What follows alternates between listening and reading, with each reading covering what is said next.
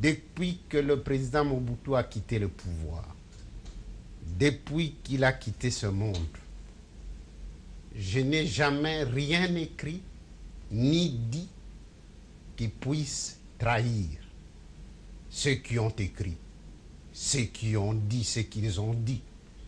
On assume la responsabilité. Vous voulez parler de M. Ngwanda? Je ne cite personne. Je dis simplement qu'il était prématuré.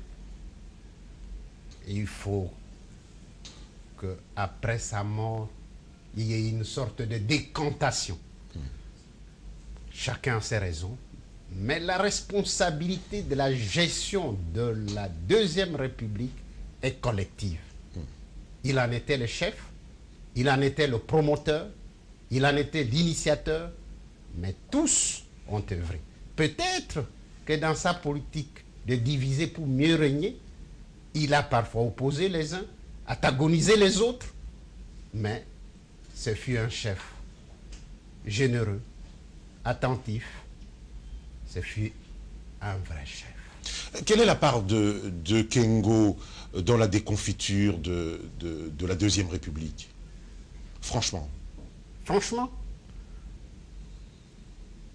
la responsabilité de chaque homme politique de la Deuxième République est à la mesure des fonctions qu'il a exercées.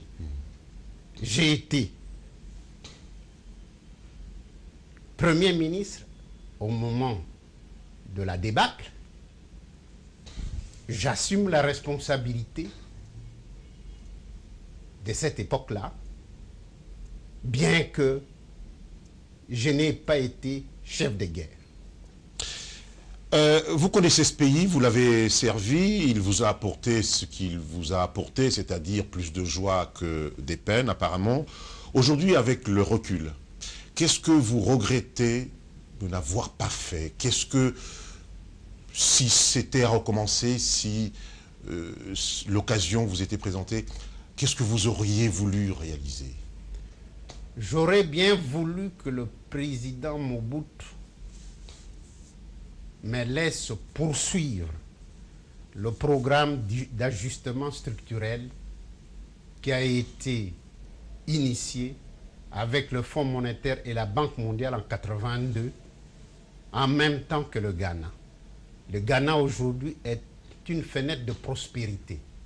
Mais nous, on ne mange pas la rigueur, on ne mange pas les félicitations du Fonds monétaire. Nous avons arrêté brutalement le programme d'ajustement structurel alors que la Banque mondiale était venue le 29 octobre 1986 pour un programme triennal de 3 milliards de dollars à raison d'1 milliard par an.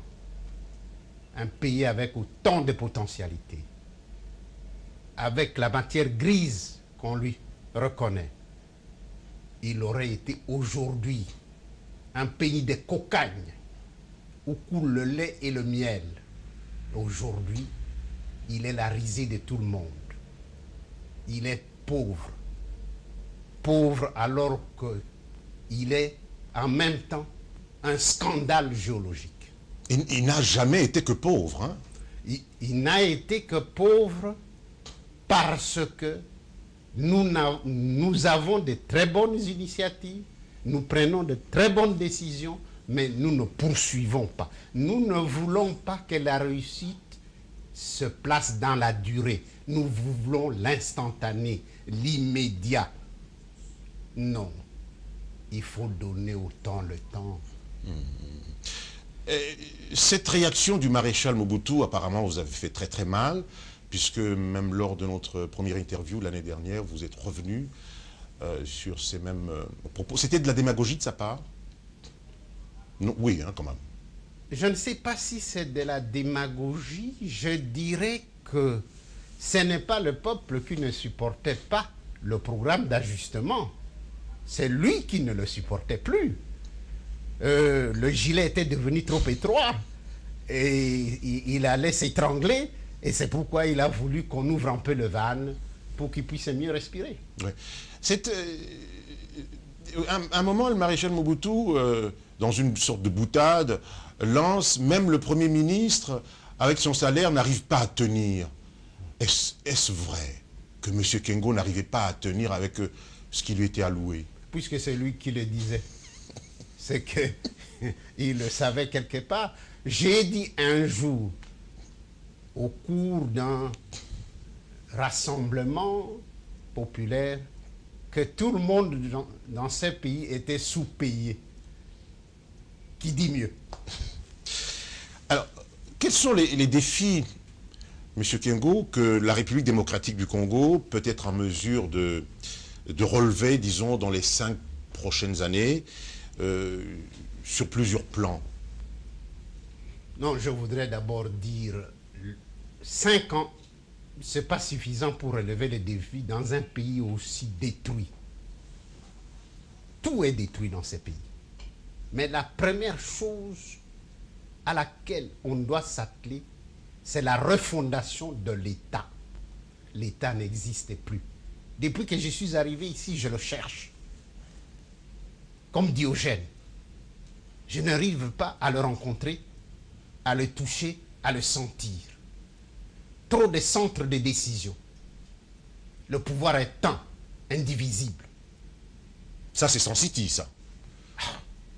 1+4. On reviendra sur 1+4. Mais le pouvoir doit être un pouvoir monolithique avec l'exercice partagé de ce pouvoir, mais ayant les objectifs fixés, la même vision.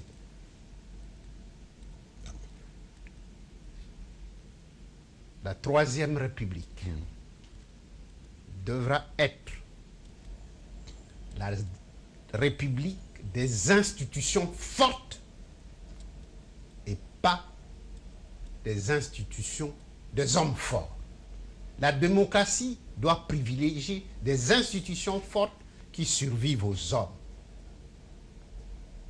Nous avons été habitués. L'Afrique a été habituée aux hommes forts, aux institutions faibles. Il faut quitter ce registre. Et ainsi, il y aura une république stable. Vous avez dit tout à l'heure que le pays est détruit. Cette destruction a commencé quand? Cette destruction a commencé d'abord par l'institutionnalisation du MPR, le mouvement populaire de la Révolution. Ça allait encore, bien que par la suite, on ait versé dans la fonction publique tous les cadres du MPR, faisant sauter ainsi l'ensemble des effectifs de l'administration publique.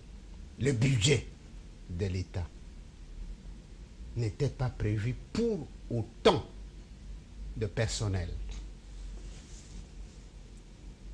Il fallait générer des ressources pour mieux payer cela.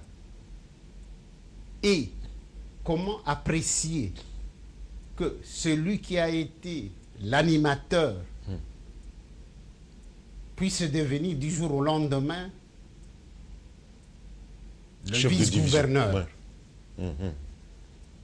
le sous-régional. On démotive ceux qui travaillent bien. Ceux qui sont arrivés là-bas par la méritocratie.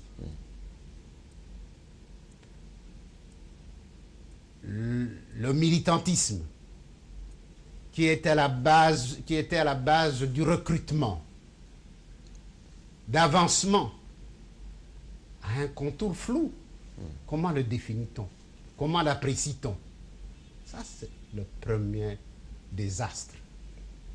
Mais si ça s'est limité à ça, c'était encore moins grave, pour autant que l'économie reste prospère. Mais la zaïrianisation, eh oui, catastrophe. Ce fut une catastrophe. Ceux qui n'avaient ni la vocation, ni la compétence, ont été portés immédiatement à la tête des entreprises et ont fait de ces entreprises ce que nous déplorons aujourd'hui. Et comme l'investisseur est un gibier peureux, il n'est plus revenu et il ne revient pas encore. Il faut le rassurer. Il faut le rassurer juridiquement et judiciairement. Nous ne pourrions jamais recréer le foyer de richesse dans ce pays pour donner de l'emploi, pour accroître le produit intérieur brut, si nous ne rassurons pas l'investisseur, quel qu'il soit étranger ou national.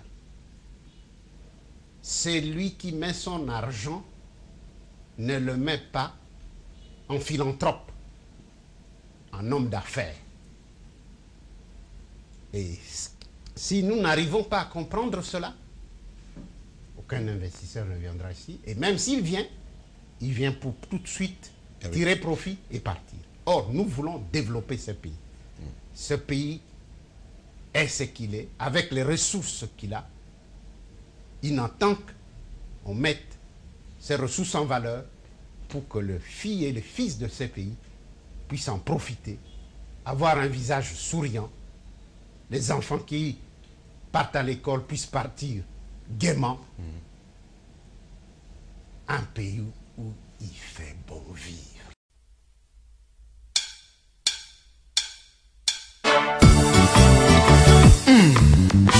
Jean-Louis accepte chante.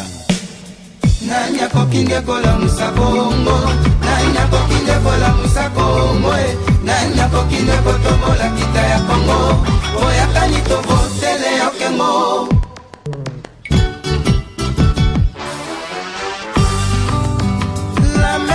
La main, peuple congolais, boya to simbana il y a fait la force, peuple congolais, boya to sangana to vote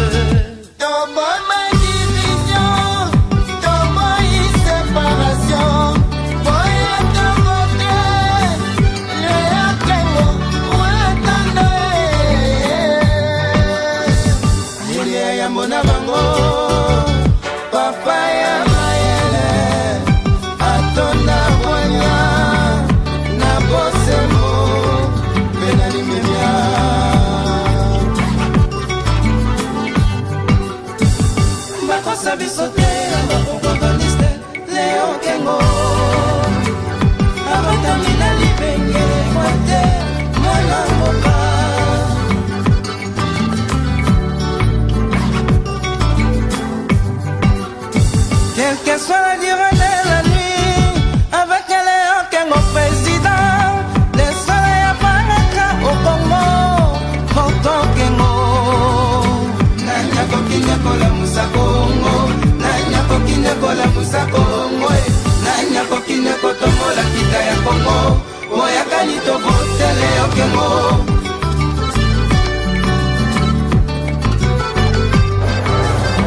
Nanya kokine kola musakongo, nanya kokine kola musakongo, nanya kokine kotomola kita ya Congo, moya kanito vote Léon Kengo.